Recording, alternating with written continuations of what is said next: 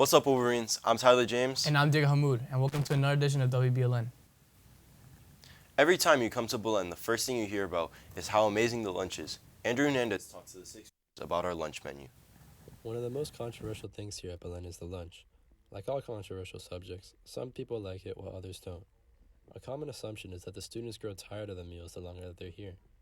Today we're going to talk to a sample of new 6th and 9th graders, while also speaking to students that have been at Belen since middle school, to see if this theory is true. The lunch is really good. They also I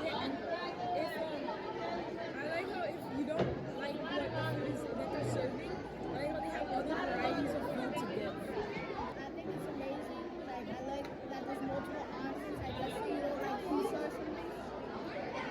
You can like get like a hot dog or something. It's good, and then there's a ton of options that you can choose from. There's fries, there's sides, there's toppings, there's like everything. Fridays with ice cream.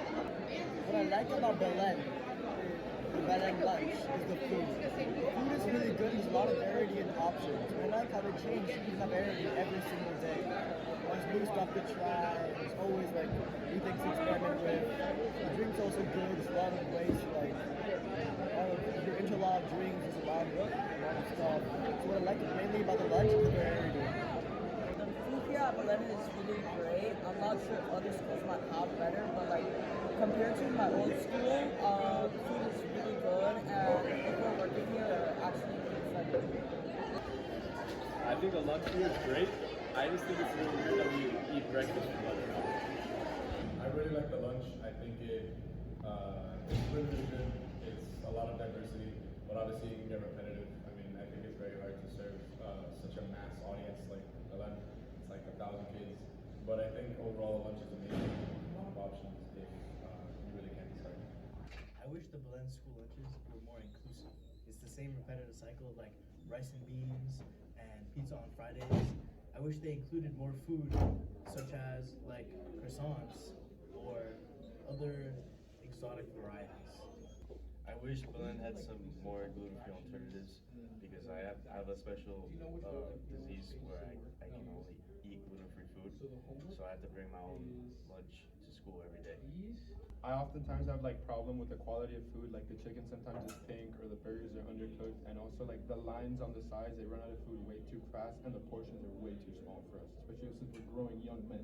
Regardless of the large variety of food, it seems clear to me that the real issue isn't actually the lunch itself, but rather the students getting tired of the repetition as the years go on. For WBLN, I'm Andrew Hernandez. The Wolverine Logo has received a long-needed upgrade for this school year, looking better than ever. Gabriel Vick has more on this. The Wolverine has been a part of Belen's history since the very beginning. But this year, there has been a new change. Mr. De Quesada has more.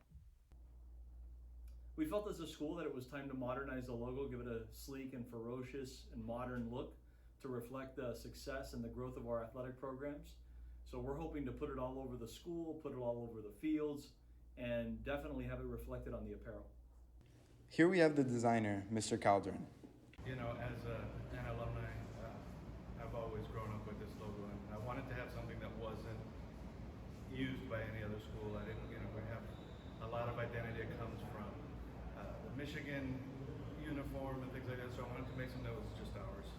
So as inspiration, I just looked at a lot of photography of real Wolverines and used that as my basis for the logo. I hope it kind of becomes something we can all rally behind and,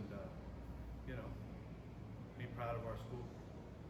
This new logo is just one way that Belen's showing their exponential growth. For WBLN, I'm Gabriel Vick. Invasive species aren't just causing environmental chaos. A new United Nations report finds they are also costing the world $423 billion every year. The study's authors, invasive species drive plants and animals extinct, threaten foods and security, and exacerbate environmental catastrophes around the world.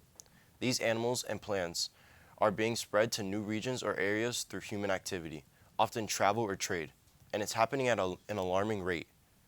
Leading scientists say 200 new alien species are being recorded every year. They are becoming invasive when they establish themselves in new areas and create negative impacts on the local biodiversity and ecosystem. In total, there are 37,000 known invasive species, with 3,500 considered harmful.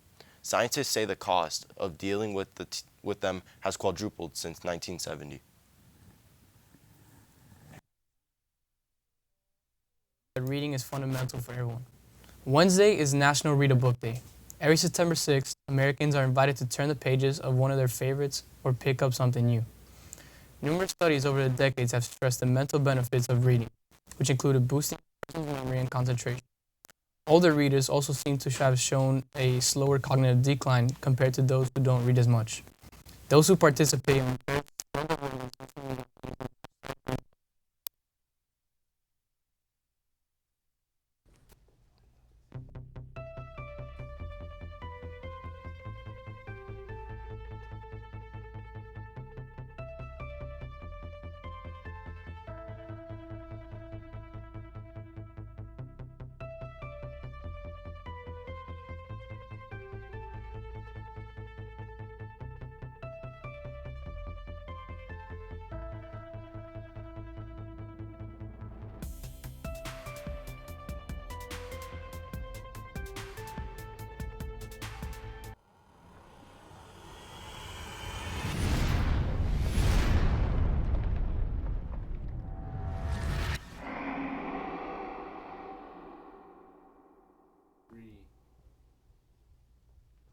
What's up, Wolverines? I'm Rodrigo Blanco, and here are your sports for today.